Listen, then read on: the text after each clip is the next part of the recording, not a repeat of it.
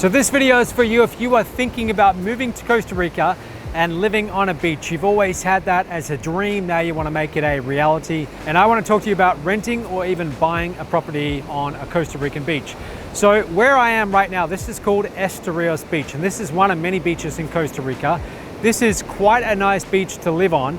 Number one, it's very quiet, so there's not too many tourists here. You can see behind me, I'm shooting this on a Saturday afternoon, so there's probably 20 or 30 tourists, that's about it. So not too many people here.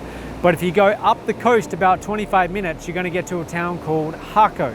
Now Jaco is quite famous for being a surf tourist town, and it's probably a few thousand people.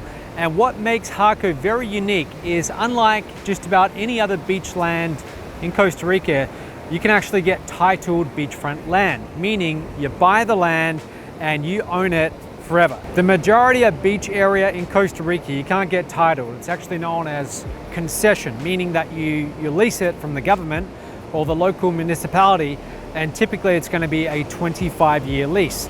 So if you want to live on a beach on, say, a beach like here, Estorios, you get a 25-year lease, and let's say you buy that from someone else and they've already been there for 10 years of the lease, well, now you've got 15 years left in that lease.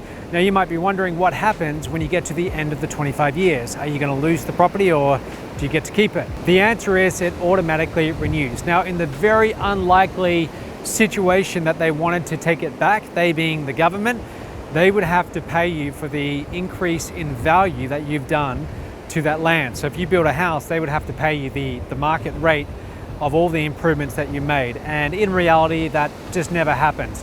I asked my lawyers many times about that when I came here, because that was my big concern. I thought, if I'm going to spend all this money renovating the property, I want to make sure that I can have it for a very long time. So you don't have to worry about that. Concession land, in my book, it's pretty much the same as owning it forever. You just have to pay a yearly rent, and the amount of that rent, it's going to depend on the beach, how popular it is, the size, a number of factors. But it's not a huge amount, okay? It's really not an enormous amount at all. Now, if you keep on heading down the beach behind me, you're going to get to a place called Capos. And Capos is quite famous for its port and its fishing. They have these big international events where people come in from all over the world for sport fishing, so it's got a really popular port. And just beyond that, you've got Manuel Antonio. Now, if I could come here and find a new place from the very start and do everything over, Manuel Antonio, that would probably be my choice. It's a really nice place. And there's a lot of tourists there. It's a wealthier area of the country. There's a lot of wealthy tourists there, lots of nice hotels, and it's built on a small mountain. So there's a lot of hills, and there's a lot of really spectacular views. Plus, you've got the national park, and there's a lot of business, just a lot of activity happening there. So that's a really nice place you might want to check out. Now, on the other side of Costa Rica, you've got places like Tamarindo. I've been there many years ago, just one time, and from what I remember, it's very nice. I know it's very popular with expats, so there's also places like that.